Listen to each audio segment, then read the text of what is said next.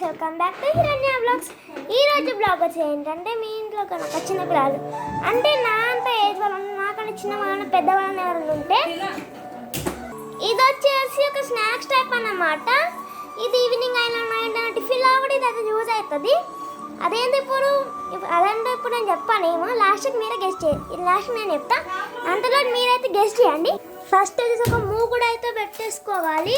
Same ఫ్లేమ్లో పెట్టేసుకోవాలి మంట.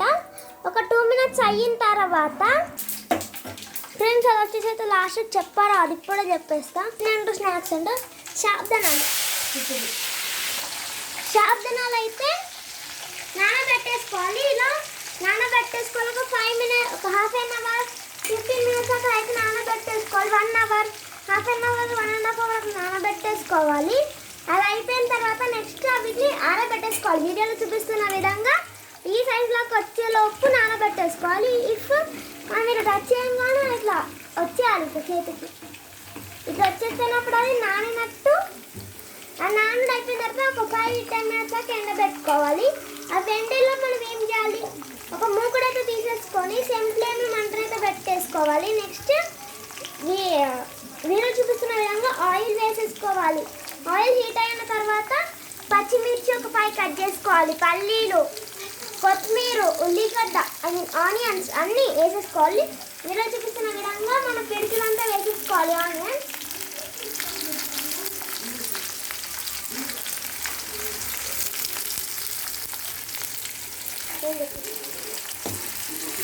వీడియో చూపిస్తున్న విధంగా అయితే మనమైతే బాగా మిక్స్ చేసుకోవాలి. ఇంకేస్ చిల్లుద్ది, జాగ్రత్తగా ఉండాలి. చిల్లుతుంది. మనం ఇలా కలుపుతున్నప్పుడు అయితే హై ఫ్లేమ్లో పెట్టేసుకోవాలి. మంట హై ఫ్లేమ్లో పెట్టేసుకొని బాగా మిక్స్ చేసుకోవాలి.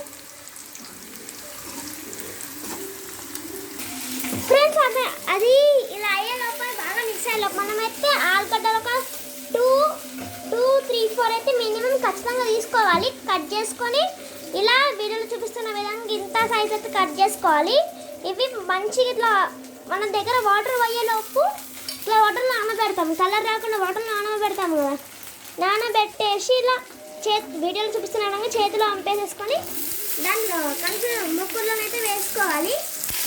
వీడియోలో చూపిస్తున్న విధంగా అయితే వేసేసుకోవాలి. అందులో వేసుకొని బాగా మిక్స్ చేసుకోవాలి.